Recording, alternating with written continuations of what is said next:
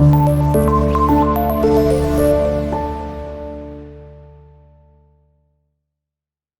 वालेकुम व्यूअर्स, कैसे हैं आप सब?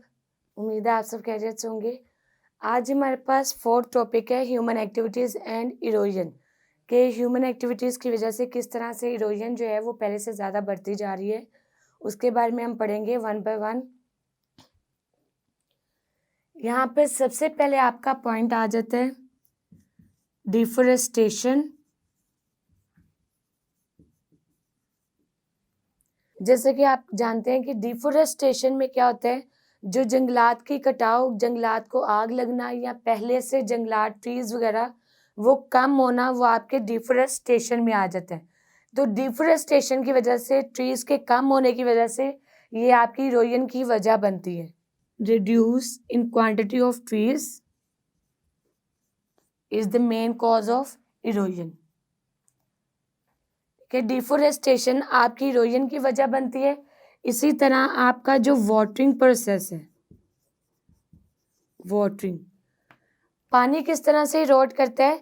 जब प्लांट्स को या किसी भी चीज़ को आप पानी दे रहे होते हैं, ज़मीन के अंदर पानी लगा रहे होते हैं पाइप के थ्रू, तो हमने देखा होगा कि जो सॉइल है उससे वो सॉइल काफ़ी मतलब इरोड होती है, वो वहाँ पर टूट जाती है या वहाँ उसके दरारें आ जाती हैं सॉइल के ऊपर। तो वहाँ पानी को तेज़ रफ्तार में या ज़्यादा प्रेशर के साथ भी पानी देना, ये भी आपकी इरोजन की वजह बनती है। इसलिए जो पौधों को या किसी प्लांट्स को या ट्रीज़ को पानी दिया जाता है, तो उसका जो प्रेशर है वो कम किया जाए ताकि वो इरोजन ज़्यादा ना हो। नेक्स्ट आपका इसी तरह आ जाता है माइनिंग।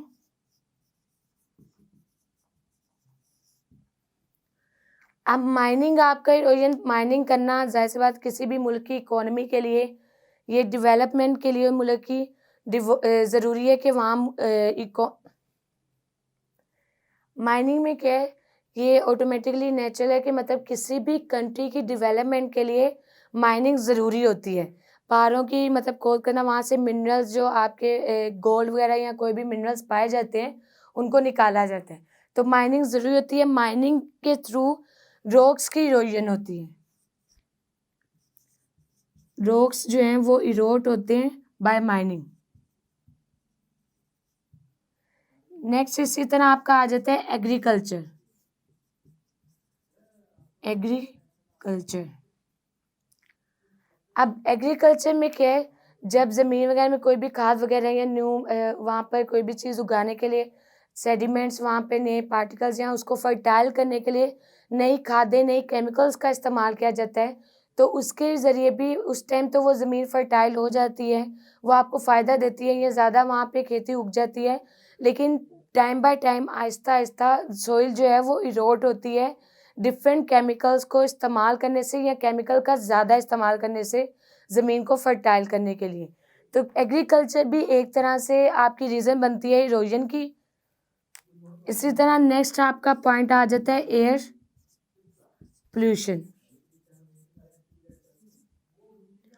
एयर पोल्यूशन आपने मतलब प्रीवियस लेक्चर्स में पढ़ा था कि विंड जो है वो इरोजन की वजह बनती है। इसी तरह विंड आपकी एयर पोल्यूशन में आ जाती है। जब एयर बहुत ज़्यादा पोल्यूट हो या डिफरेंट जो नेचर गैसेस हैं वो डिस्ट्रॉय होने लगे, जब नेचर गैसेस डिस्ट्रॉय होती हैं तो वो ऑटोमेटिकली किसकी वजह बनते हैं, एयर पोल्यूशन की। और एयर पोल्यूशन आगे से वजह बनती है इरोजन की। वो रॉक्स को, सेडिमेंट्स को या सॉइल को एक जगह से दूसरी जगह डिफरेंट पार्टिकल्स में मूव ऑन करती है, वहाँ पर लेकर जाती है। तो ये भी एक रीज़न बनती है आपकी इरोजन की।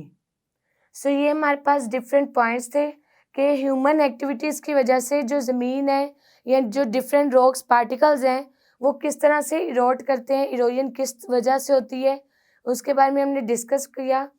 स्टूडेंट्स, अगर किसी पॉइंट की या किसी चीज़ की इसमें आपको समझ ना आई हो तो कमेंट बॉक्स में ज़रूर पूछिएगा।